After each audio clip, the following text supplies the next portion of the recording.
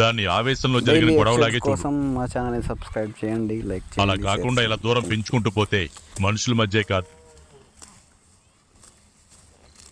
మనసుల మధ్య కూడా అందుకోలేనంత తేరుకోలేనంత దూరం పెరిగిపోతుంది. తెలిసి మీ ఇద్దరు అలాంటి పరిస్థితి తెచ్చుకోకండమ్మా. మావయ్య, మీ అందరి మీద నాకు ఎలాంటి కోపం లేదు, కానీ వీడు నా కొత్తు.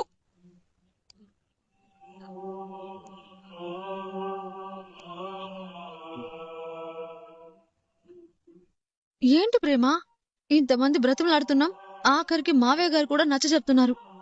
అయినా కూడా నువ్వింకా అదే మొండితనంతో ఉంటావేంటి? మొండితనం కాదక్క, బాధ.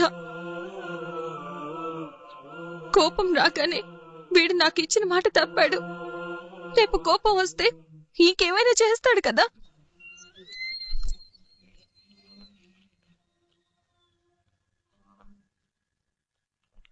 వీడు నన్ను ఎప్పటికీ అర్థం చేసుకోలేడు. నేను అమాయకత్వంతోనూ అజ్ఞానంలోనూ చేసిన ఒక చిన్న తప్పుని వీడు అందరి ముందు చెప్పి నన్ను నవ్వులు పాలు చేశాడు. ప్రేమ, నా గురించి అందరూ చెడుగా మాట్లాడుకోవడానికి అవకాశం ఇచ్చాడు. ఆడపిల్ల మనసుని అర్థం చేసుకోలేని భర్త నాకక్కర్లేదు. వెళ్ళిపోతోంది ప్రాణమే, కనబడుతోంది శూన్యమే, వదిలనుతోంది ప్రేమనే, ఉసిరేసింది మౌనమే, ఒంటరినై మిగిలానే. కనబడవా కనబడవా కనబడవా కనబడవా, శిథిలం చేసి పోతావా, గుండెను కోసే కథ నువ్వై కడదాకా వస్తావా. నాశనం అయిపోయింది. ఇప్పుడు మనసుకి సచ్చేంత హ్యాపీస్గా ఉంది.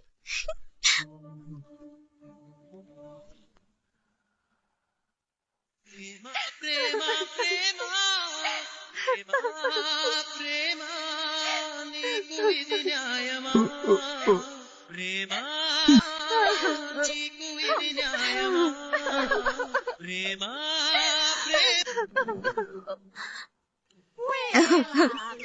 అయ్యో అయ్యో అయ్యో, అంత పేనంగా ప్రేమించిన నెట్టుకుని నాకు అక్కర్లేదంటదా? ఆ మాట అంటానికి ఆ పిల్లకి మనసట వచ్చిందయ్యో. మరే ఎట్టో వచ్చిందో ఏటో పాపం. ఇడ్లీ చట్నీలాగా కలిసిమెలిసి అన్యోన్యంగా ఉండేవాళ్ళు. ఇడ్లీ పూరి కర్రీ కాంబినేషన్ లాగా ఇంత విభేదాలు వచ్చేస్తాయని అస్సలు అనుకోలేదు. పాపం. సెల్ ఫోన్, సిమ్ కార్డ్ లా అతుకుపోయిన వాళ్ళ ప్రేమ బంధం చివరికి రిమోట్ టీవీ లాగా ఏరేదైపోయింది. అయ్యో అయ్యో పాపం.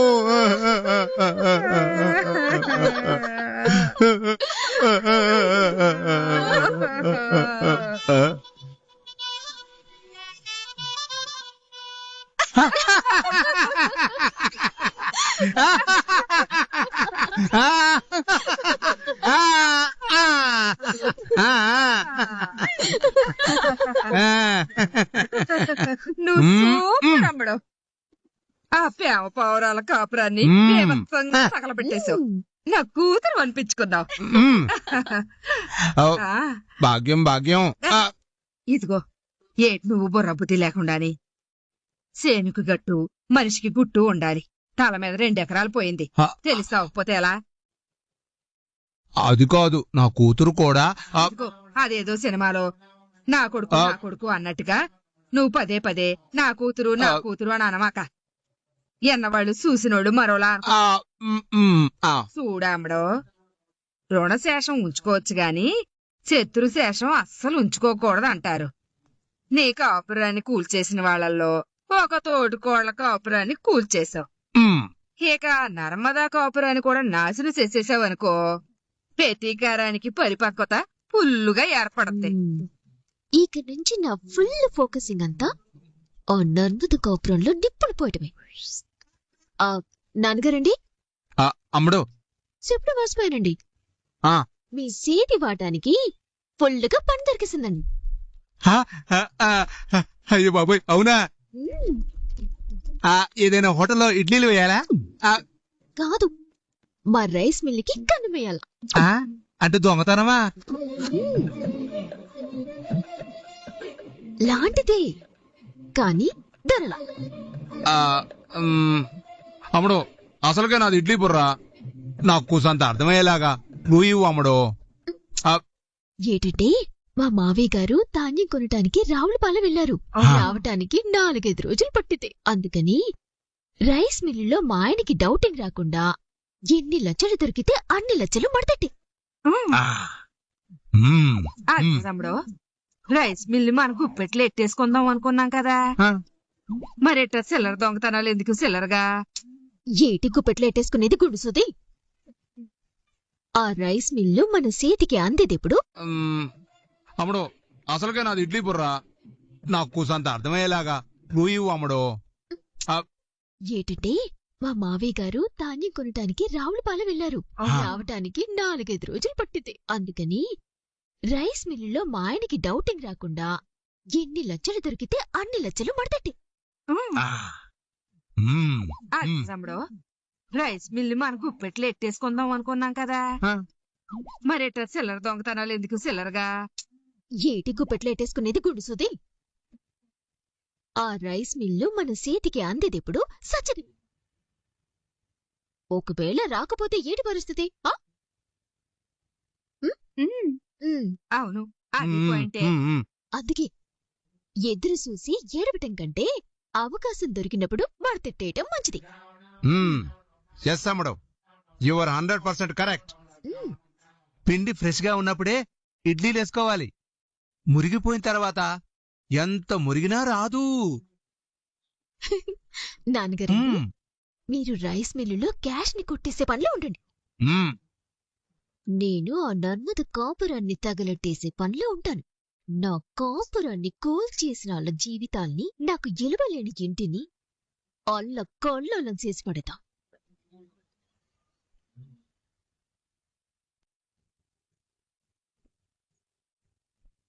నా ప్రేమ కథకు నేనే కదా విలను, నారాయణ రాని గాయమై పోను పోను కన్నీటి.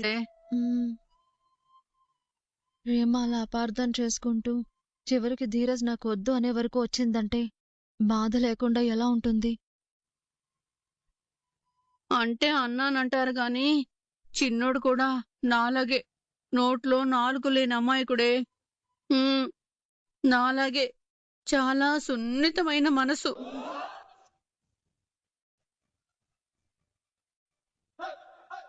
ఎవరైనా ఏదైనా ఒక మాట అంటే బాధపడటం తప్ప నోరు తెరిచి ఒక్క మాట కూడా మాట్లాడలేము మేము. అంటే అన్నానంటావు గాని ఎందుకే అన్నిసార్లు మెడ తిప్పుతావు? ఏదో మెడ పట్టేసిన కోళ్లాగా. మీ జోకుల దెబ్బకి మెడే కాదు, మనిషిని కూడా గిర్రన తిరిగి కింద పడేలా ఉన్నాను. జోకులేంటే? కాకపోతే మరేంటి, మీరు నోట్లో నాలుక లేని అమాయకురాలా? మీ మనసు వెన్నపూస కంటే సున్నితమా? పాత సినిమాల్లో గయ్యాలి క్యారెక్టర్స్ అన్ని తీసుకొచ్చి గ్రైండర్లో రుబ్బితే ఎంత గయ్యాలితనం ఉంటుందో అంత గయ్యాలి మీరు. ఏవైనా మిమ్మల్ని భరిస్తున్నందుకు మావయ్య గారికి సహన సామ్రాట్, సహనదాత లాంటి అవార్డ్స్ ఇవ్వాలి. శ్రీరామ శ్రీరామ శ్రీరామ అంటే అన్నానంటో గాని నీ కడుపులో ఇంతుందంటే? కడుపులో ఉదయం తిన్న 2 ఇడ్లీలు తప్ప ఏం లేవులే కాని వెళ్ళి ధీరజ్ నోదార్దాం. పదండి పదండి, రండి రండి.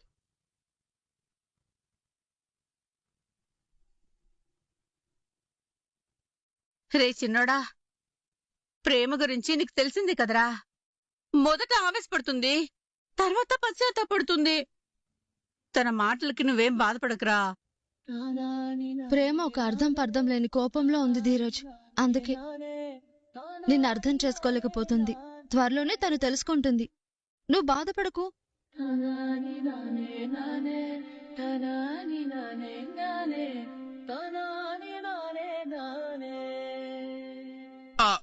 చిన్నాడు ఒక్క నిమిషం రా. పెళ్లి కాకపోయినా సరే జీవితాన్ని కాచి వడపోసిన అనుభవంతో చెప్తున్నాను. నది అన్నాక ఉరకలు, మొగుడు పెళ్ళాల అన్నాక గొడవలు చాలా కామన్. కానీ ఫైనల్ గా ఇద్దరు ఒకే గొడుగు కిందకి రావాల్సిందే. ఆ, ఆ, ఆ, ఉమ్.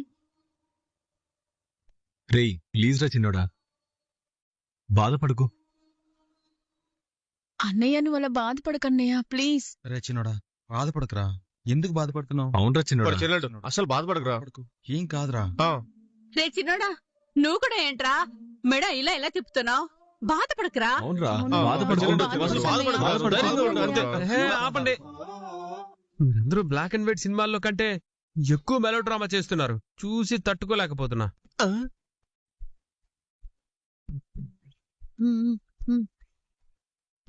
రేయ్ నువ్వు బాధపడుతుంటే ఓదార్స్తున్నాం రా, దాన్ని మెలోడ్రామా అంటావేంటి? ఆ, నేను చెప్పానా బాధపడుతున్నానని? నేను చెప్పానా? ఆ? ఆ, ఆ, ఒరేయ్ ఇక్కడ ఒక్కడివే దిగులుగా కూర్చునున్నావంటే బాధపడుతున్నావనే కదరా. నేనేం బాధపడట్లేదు, అసలు బాధపడను కూడా. అంటే వదిన వెళ్ళిపోయినందుకు ఆనందపడుతున్నావా? అమ్మ చిట్టి చెల్లి, నీకు అలా అర్థమైందమ్మా? నా తల్లే నా తల్లే, రీల్స్ ప్రభావం. చూడండి, నా పెళ్ళానికి బుర్ర తక్కువ. దాని మాటల్లోని కోపాన్ని నేను అర్థం చేసుకుంటానే తప్ప హర్ట్ అవ్వను, బాధపడను. అన్నిటికంటే ముఖ్యంగా తాళి కట్టే టైంలో ఆ దెయ్యం అంటే నాకు ఇష్టము ప్రేమ లేకపోవచ్చు, కానీ ప్రస్తుతం మా ఇద్దరికి ఒకరంటే ఒకరికి ప్రాణం. దాన్ని విడిచిపెట్టి నేను, నన్ను విడిచిపెట్టి అది అస్సలు ఉండలేం.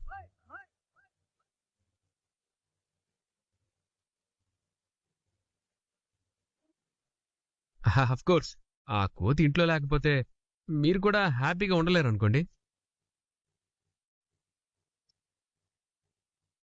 అందుకే మన ఫ్యామిలీని తిరిగి హ్యాపీగా ఉంచడం కోసం దాని ఇంటికి ఎలా తీసుకురావాలని భయంకరంగా ఆలోచిస్తున్నాను.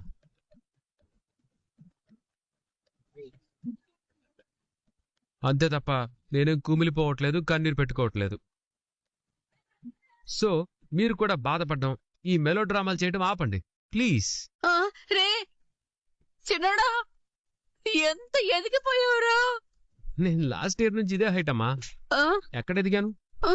ఎత్తు కాదురా ఆలోచనల్లో. రే చిన్నోడా రే చిన్నోడా మీ ఇద్దరికి ఒకరంటే ఒకరికి ఉన్న ప్రేమే తిరిగి మిమ్మల్ని కలుపుతుందిరా. అమ్మా ప్లీజ్ అమ్మా, అది ఎక్కడ ఎదిగాను? ఎత్తు కాదురా ఆలోచనల్లో. రే చిన్నోడా రే చిన్నోడా మీ ఇద్దరికి ఒకరంటే ఒకరికి ఉన్న ప్రేమే తిరిగి మిమ్మల్ని కలుపుతుందిరా. అమ్మా ప్లీజ్ అమ్మా, అది వెళ్ళిపోయినందుకు కాదు, నీ ఎమోషన్ చూసి నాకేడుపు వస్తుంది. ప్లీజ్ అమ్మా, అంత ఎమోషనల్ అవ్వకు. నేనింత బాధపడకుండా ఉండాలంటే ప్రేమని త్వరగా తీసుకురారా. తీసుకొస్తానమ్మా, తీసుకొస్తాను. రేపట్లోగా ప్రేమని మన ఇంటికి తీసుకురాకపోతే అల్లు డైలాగ్ పూర్తి చేయకుండా వెళ్ళిపోతావేట్రా? ప్రేమని ఇంటికి తీసుకొచ్చాకే పూర్తి చేస్తాను. ఆ,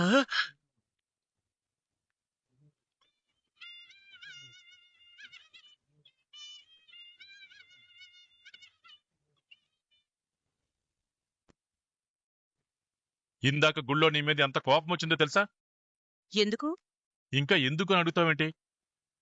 గుళ్ళో ప్రేమకి నువ్వు చెప్పిన మాటలు, ఇచ్చిన సలహా ఏంటి? నీ జీవితం నీ ఇష్టం, నిర్ణయం తీసుకునే హక్కు అధికారం నీకున్నాయి. నీకు నీ భర్త కావాలనుకుంటే ఆనందంగా వెళ్ళిపో, ఎవరు ఆపరు, అడ్డు చెప్పరు అని చెప్పావు. ఒకవేళ నీ మాటలకి మనసు మారి ప్రేమ నిజంగానే ఆ కొంపలోకి వెళ్ళిపోయి ఉంటే?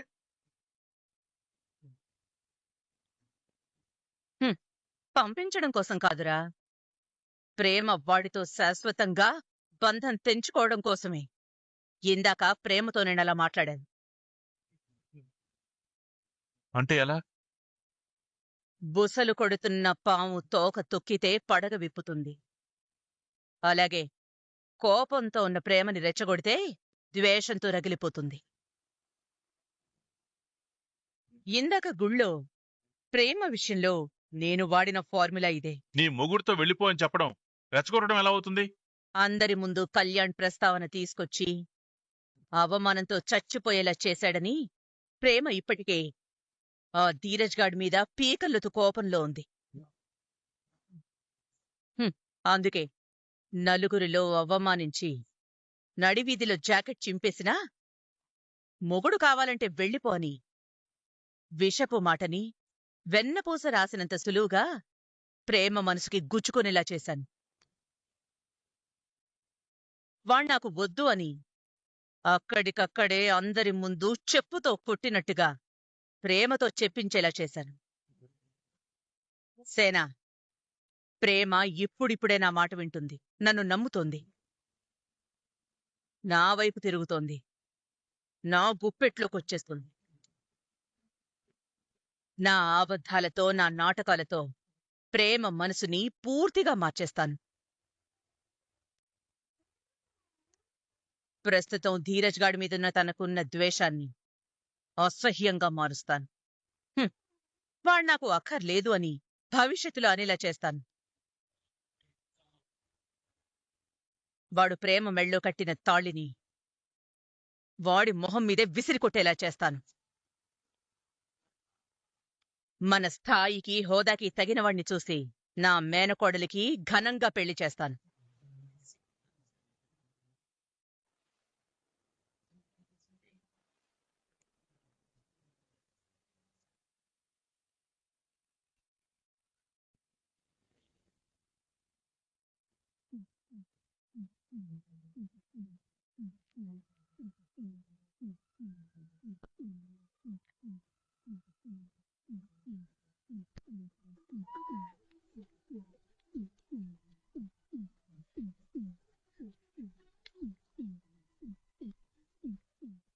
ఏడీ కనపడట్లేదు,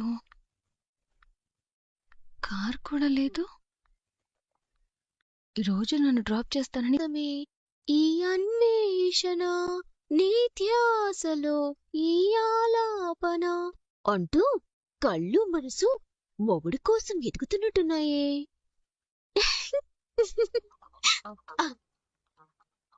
కాసేపు మాటలతో కుళ్ళబొడిసేసి కుళ్ళి కుళ్ళి ఆనందపడిపోదాం.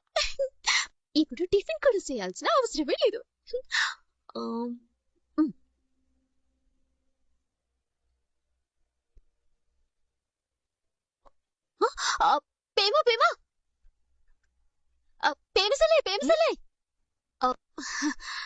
ఎట్టా ఉన్నా సెల్లాయ్?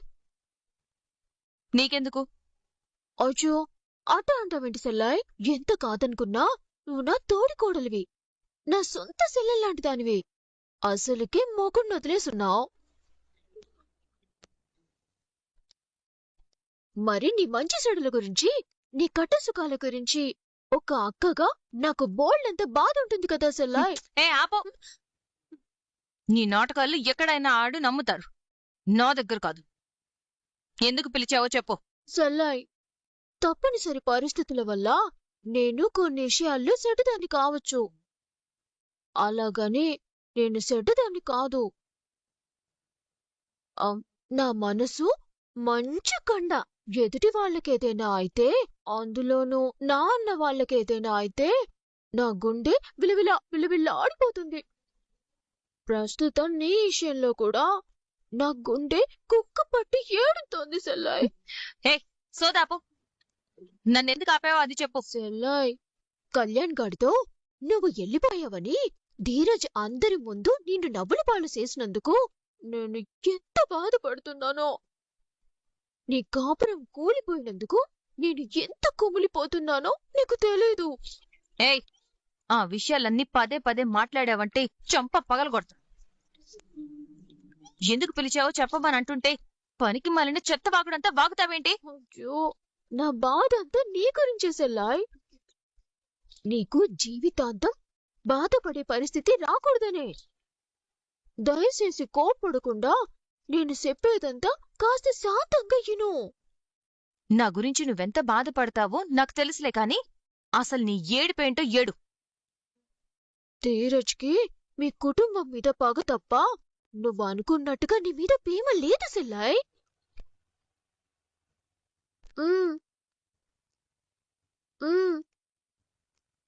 అందుకే మీ వాళ్ళు సరిగ్గా ఇంటికొచ్చిన టైంలో ధీరజ్ అవకాశాన్ని చూసుకొని నువ్వు కళ్యాణ్తో వెళ్ళిపోయిన విషయం అందరి ముందు మాట్లాడేసి నిన్ను నవ్వులు పాల్చేశాడు. మీ వాళ్ళని అవమానంతో తల దించుకునేలా చేశాడు. నిన్ను ఇట్ట అవమానించి బాధ పెట్టడం ఇక్కడితో ఆగదు సెల్లాయ్. ముందు ముందు ఇంకా ఇంకా ఉంటుంది. ఇలా జీవితాంతం బాధపడుతూ కుమిలి కుమిలి ఏడ్చే బాధ తప్ప నీకు కూడా కూతంత ప్రశాంతంగా ఉండాలంటే ఒక్కటే మార్గం సెల్లాయ్. ధీరజ్కి విడాకులు ఇచ్చేసే.